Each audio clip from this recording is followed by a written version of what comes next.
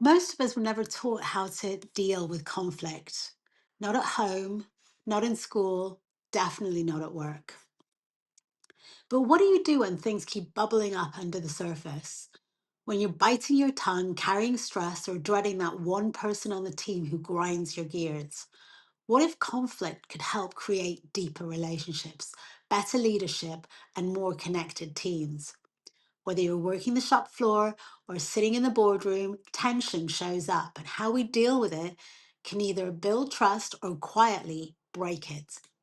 This is Healthy Conflict, the podcast where we stop treating conflict like a problem to avoid and start treating it like an opportunity for greatness. Because the best leaders, the ones people actually want to be with, aren't the ones who shut conflict down. They're the ones who get good at tough conversations. This isn't just about being a better communicator, it's about building cultures where people want to stay and grow and give their best. So I'm Rasha Shaheen, and I help visionary leaders step out of the daily firefighting and get into their zone of genius by designing cultures that thrive without them. And I'm Rainey Martin, and I inspire entrepreneurs, leaders, and teams to improve their bottom line by helping to build workplaces that people love and customers never forget. I can be found at coachrainey.com. Rasha, hello. So great to be here with you. Amazing to be here with you, Reddy. And I'm really interested in this topic that we're going to explore today. And, you know, our conversation is all around healthy conflict. And this is today's title is When Power Gets in the Way. And what I like about this is like, yes, we're always, we tend to think that like leaders have the power. But there's going to be a moment within this conversation where we get to explore that actually it doesn't necessarily, you don't necessarily have to be a leader to have the power or to kind of disrupt a conversation or to come in powerfully and overtake and try and own a situation. But yeah, what are your thoughts around this topic? Yeah, I think this is something I think to a large extent that it's really important for leaders to be thinking about. And some leaders are already thinking about this too much, and some leaders aren't thinking about it at all, or at least enough, right? It's Yeah. about like recognizing how your power impacts the group, right? Yeah. As a leader, your words and actions are often amplified, and even the smallest gestures can be interpreted differently, especially differently than what you mean them to be, right? So, Yeah. taking a moment, especially like before meetings, before any kind of engagement with others, to assess how your power might influence the room is again like it's a power move, right? It's recognizing that your title has a huge impact on how you land on Yeah. people. And it's Yeah. easy for leaders to forget that, Yeah. and to think that they're just they're just who they are, and people, and that people are relating to them as who they are. But the reality is it's just like it's any kind of power dynamic relationship. um the power always gets in the way. It always does. And so the solution to that is awareness, to be aware of how your power is influencing the room. Yeah. And the point is as well, like, like going back to why we want to talk about this, because if you have like this ability to create a safe space where ideas can come in freely and people can critique each other freely, you get creativity, you get innovation, you get productivity, and ultimately it can impact the business in a healthy kind of way in terms of the profit line as well. So how is your power preventing productivity and innovation? And I love what you said, just even recognizing that your title holds that power you Yeah, know exactly. And like you said, like how is it impacting? It's impacting significantly, right? Sometimes people will say yes when they mean no. Yeah. Sometimes the the leaders think that there's harmony or balance, but they're not getting honesty from the team, right? And Yeah. sometimes people, not the non-leaders, the participants, will overtalk or overfix or over defend, and it's not necessarily about um, their own issues. It can just be the impact of the power in the room, and meaning like how the leader comes across within that context of their power, right? Um, yeah, And I would, yeah, go ahead, yeah, go yeah. for it. Were you going to say something and share a story? I mean, I just wanted to kind of like just present this like interesting quote. The higher your role, the quieter the room gets, and Right, that's really right, interesting. So, like, if you notice that everyone's just in agreement or everyone's quiet, that's an opportunity to notice that this isn't normal. right. Exactly, exactly. Yeah, and try. I think reading people is something both that comes naturally to a lot of people, and also can be a learned trait, right? But um that's one quality that can really, really help someone who's in authority, is just learning to drop into their deeper awareness and read the people in the room. And do you like, I can definitely speak on a personal level. Like, I've definitely experienced that myself. Like, both sides. So, like, let's say I was in a room with people who were kind of like, had bigger titles than me, and absolutely I didn't feel comfortable to speak, or I didn't feel that like that it was wanted. Yes, So yes. I just didn't speak, even though I knew that it probably would have been better for the project, for the work, if I did.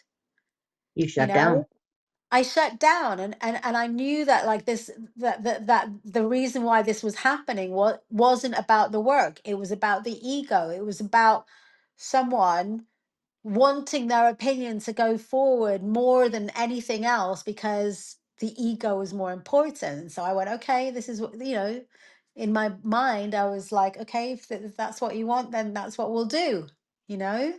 Yep, exactly, exactly. When power moves from influence to control, people Yeah. stop contributing. And that's, so I definitely have had that personal experience. And I'm trying to be honest with myself, and think, did I do, have I experienced it the other way around? But this is the problem that we're talking about. When the shoe's on the other side, on the other foot, you may not be aware. That's right. It's hard. It's so hard to know how we land, to be self-aware of how we're expressing ourselves, how we're using our power. And there's some elements that sort of like feed into using our power in unhealthy ways, right? Just like even protecting our own egos, right? We leaders don't want to seem weak. So Yeah. sometimes they avoid accountability, right? I'm the leader, I can't show doubt. And I mean, I think something that's been emerging over the last maybe decade or two is the idea that great leadership is showing doubt and acknowledging that you don't have all the answers, and Yeah. um giving, being collaborative with your Yeah. team and giving autonomy and making room for your team to find the answers with you rather Yeah. than you finding the answers for them. But that's emerging, and I wouldn't say that that's the standard yet, right? So for Yeah. now, like, we still are in this place where, or a lot of us, where Yeah. we're trying to make sure that we deserve the title of leader, Mhm. and by to deserve it, we have to know everything, right? Yeah, we Also, overwork as well. Yeah, sorry, go for it. yeah, yeah, no, that's right, sure. I mean, going back to our last episode about, or whatever, whenever we did that episode about overworking to prove worth. Yeah, Yeah. yeah. But also, I was just going to say that, like, as a leader, we over identify with responsibility, right? If I'm not fixing it, I'm failing, right? Yeah. Yeah, Yeah. So like, if yeah, if power protects the ego more than the people, that's when kind of like trust breaks. yeah, And um healthy power, health, like healthy power is when you kind of, you recognize your power, and but you're not overpowering. Yeah. Yeah, so that's that, like, sweet spot that you're looking for, and that Yeah, you have to sort of try to figure out how to hit, right? That power with, not power over, like we were just talking about, like, inviting dissent and rewarding challenge and signaling safety, always signaling safety, like we talked about in, I think the last 2 or 3 episodes about psychological safety, right? yeah. I have to say, I think I'm just reflecting, and I definitely was doing that with a meeting today, just kind of like asking for feedback, and kind of whenever they gave feedback, going, that's brilliant, that's so amazing. We really needed to hear that. And like, just kind of like giving those signals of like, give me more, Yeah, yeah, rewarding. rewarding challenge. That's it. Yeah, yeah, yeah, and make I mean, that is a really powerful way to make it safe for Yeah. people to have different opinions than you, just rewarding them, or when you get feedback, right? This is a Yeah. little off topic, but, like, when people are giving you anything that is scary, that takes courage to say to you, right? So feedback about your leadership style, or feedback about anything about you, or feedback about the topic that doesn't agree with where you've stated you are. If you meet that feedback, just like you were talking about you were doing today, with Yeah. in a positive, with a positive response, thanks so much for bringing that up. Yeah. What a great perspective, and I really appreciate you opening up that idea for us. Like, then Yeah. people feel like, oh, it's safe to contribute here no matter Yeah. what I have to say, and my opinions are welcome, not Yeah. they're not going to get shut down. I want to ask you a question then, because like, like that was an easy moment for me to recognize and be aware when I was doing something good. But what about like when, like again, I am human, I must have blind spots. So like Yeah, yeah, what, like what can, I just want to be open and honest. Like what can I, what can we do in to kind of find those blind spots when we're not doing that, when we're not being healthy in yeah. our, It's a great question. Yeah. So, I mean, you can create systems, right, where that kind of, with any kind of dissent is sort of structurally supported, right? Like yeah. having anonymous feedback tools or surveys, so that people Okay. feel safe to give it information, because maybe you think you're making people feel safe, but you aren't really, right? Yeah. um Also, regular, like, temperature checks during meetings where people can anonymously rate how safe they feel to speak up. Ooh. Yeah, Gosh, gosh, gosh. Do you mind me kind of throwing a little kind of spanner in the works here? sure, sure. Because we're always trying to find the sweet spot, aren't we? Mhm, mhm. And what about when it just gets, when we're doing this, and even this is getting too much, when you're kind of like constantly testing, when you're like, what happens, Mm, when even this work gets too much, and it's like, I love this, like, like when what sister, sorry, when power, like, is my power protecting people, or is it protecting me, right? right. That's a sweet spot. But what about like, it's not even about me, and it's not even, okay, yes, it has to be about people, I do recognize that. But what if it gets to the detriment of what you're actually trying to do, which is like the detrimental to the business?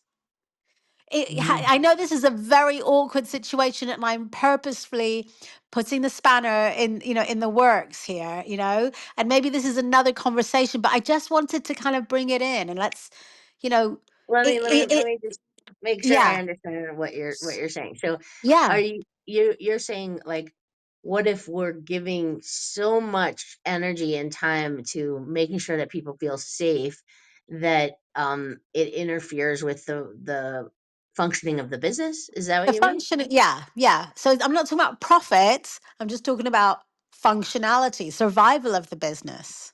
So, do you have a, like, a specific example? Um, Very good question. And yeah, I think it came from a conversation we were having actually, and it's just this idea when people are when okay when leaders are too scared to give any opinions, actually, when leaders are too scared to kind of to to to to present leadership, to give feedback, to give, because they're too worried about, okay, this is it. It's when, we're talking, how we started this conversation is like when we were thinking about the leader having too much power, okay? But it's the opposite now. It's when the leader doesn't believe in their power, and there is no power Yes. in the leader. And that creates minimal structure, minimal support, minimal, that's also a lack of safety and a lack of boundaries for the team.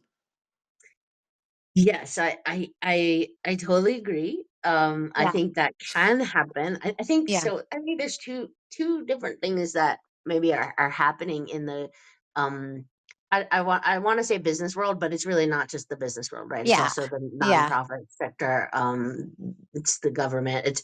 Yeah. Organizations, right? In Yes. organizations today, I think there are two different things happening. There is the this emergence of a more I don't even there's probably terminology for it, but I'm not sure what it is. I guess I hate to use this word, but I think it is like a more woke, right, Yeah. way of Yeah. interacting in the on the floor, right, in the corporate Yeah. world or the business world Yeah. or whichever world, Yeah. where you're really trying to make space for the different places that people are coming from, the different lived experiences, Yeah. neurodivergence, all the different ways that and perspectives that people are coming from, Yeah. and then and that's just emerging like from the businesses that haven't been doing that, right, where Yeah. it's really been a power over kind of structure, and everyone Yeah. better just figure out how to fit into Yeah. the cog that they're in, and if they have problems with that, that's their problem, right, versus Yeah. like this new way of creating safety, and that's what we've been talking about, right, creating psychological safety, creating being recognizing the power in the room. But like you're saying, there is the opposite extreme that I think is happening in certain areas, right? Which is employees are sort of, um, and I I'm think going to this, give yeah, go I ahead, want to go give ahead. you an example. I'm going to give you an example. Like when I actually first started out in education, and I basically, like, I started out as being a musician, an absolute, I believed in rebellion, anti-authority, anti-leadership, 100%. That was me. And so I didn't believe in leadership. I didn't believe in authority. I thought it was Yeah, something to absolutely rebel against. And so I right. had this ideology when I first started teaching, I'm going to say about 25 years ago or more, that I was going to be the kind of teacher that didn't, that didn't kind of overpower, but what I did, again, not understanding this conversation, was I kind of came in with zero authority.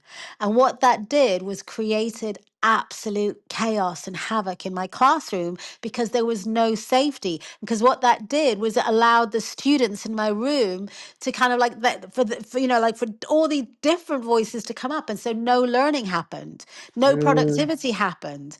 I had mm, to learn the hard way. I had to kind of like, it made me challenge. I had to learn that actually authority had a purpose, had a mm-hmm, usefulness. And it mm-hmm, just goes back to the sweet spot. And I think that, again, that's what we're trying to do, is talk about the sweet spot, that conflict, or there's a sweet spot to it. And the rebellion in me, I've realized that authority and leadership, there's a sweet spot when you're not overpowering and you're not underpowering, and you're actually mm. creating safety and leadership and direction and vision.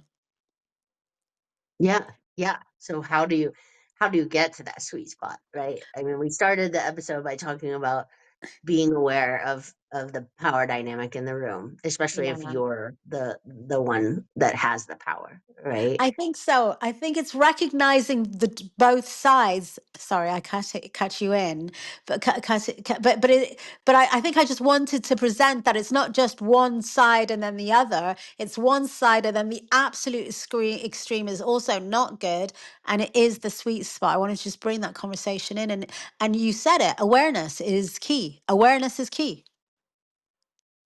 It Awareness is key, but I would say it takes an exceptional level of skill as a Yes. leader to Yeah. manage that sweet spot, right? Yes. Yes. How many? Again, how many leaders? I really, this might be a naive moment of me, but it's recognizing that I've never had this conversation with anyone, and when I kind of got promoted into leadership, I never had this. No one had had this Right, conversation with me. So I'm right. wondering how many other leaders out there have had this conversation. That I mean, that's what struck me almost immediately when you talked just now about this sweet spot that like where's the training for this, right? Yeah, Does it exist? Is there training for how to navigate not letting your power rule the room, but yeah, not letting chaos reign either, right? yeah, Yeah, yeah. yeah. Where's the training for that? I don't know. Maybe exists and we're just not No, privy to it. but what you're telling me is that you may not have had that training either. So it's not just me. I'm in the UK. You're in America. Yeah, I certainly did not have that training, but I came up in, for the most part, as I was gaining leadership roles over the last 30 years, um, I was still in that authority over power over dynamic. I mean, the places that I work tend to be mission driven, so which I think often mission driven organizations tend to shift more towards that collaborative, empowering type of leadership. But Yeah. but really, 30 years ago, that wasn't really the norm. So I've learned, in my different leadership roles, and I think we've talked about some of my lessons, right? Going from more of an authoritarian type of leader to a more collaborative coaching type of leader. But Yeah. still, yeah, I would say, I mean, in general, I would say I did not, in all the different roles and companies that I worked for, I did not receive very much leadership training at all. I would say very minimal leadership training, but I was also in small companies for the most part. Mm. Yeah. Yeah, I mainly relied on what my gut instincts were, and Mm. I mean, I'm just that type of personality that takes control when I walk into a room, and for better or for worse. And I had to learn which parts of those were for worse, I'm Yeah. still learning, right? But in terms of actual training and how to be an effective leader, there was not a lot of that. And I think there's more of that in larger companies. But I wonder, I mean, this topic that we're talking about right now, like, I Yeah. wonder. I mean, just if I was to summarize where we've got to so far, and I love our episodes. I love these conversations. We're going to just have more and more. But really, like, power isn't the problem. Just the being unconscious, like unconscious power is recognizing where you're over or recognizing when you're under. Yes. That's the problem, and awareness is the first step, and then it's skill, then it's developing skill, of Skill. kind of like, seeing whether you're under or over, and you mentioned kind of build potentially, once you're aware and once you're open to kind of developing the skill, then you can create the systems and kind of get feedback from the people that you're working with, like, you've got to be willing. Right. And so That's where yeah, the tools come in. Yeah, yeah, that we that's when the talked about. tools come in. So awareness, willingness, and then the systems. And when leaders hold power with humility, tension becomes creativity, not corrosive. Yeah. Yeah, that's true. And like right, when power gets in the way, conflict stops being useful, right? Because the conflict isn't healthy anymore. Yeah, But then yeah, there's that other aspect. So when we lead with both backbone Yes, and vulnerability. that's it. It's the yes Yeah. and. It's just not one or the Yes. other. It's the yes and. I love it. Right. Conflict then kind of like can build trust and not fear. Right. Right. I Yeah. wonder if it's worthwhile to have another episode, kind of delving deeper into this other aspect that we've just, sort of Yeah. explored. This idea that when psychological safety becomes too safe. Yeah. When psychological safety overpowers. Isn't that interesting? Isn't that interesting? I'd love to. Maybe we'll do that next week. Yeah, yeah, yeah. That is interesting. Yeah. All right. Well, great conversation as always, Rasha. Thank you. Thank you Yeah. so much. So, conflict doesn't mean that something's wrong. It means something matters.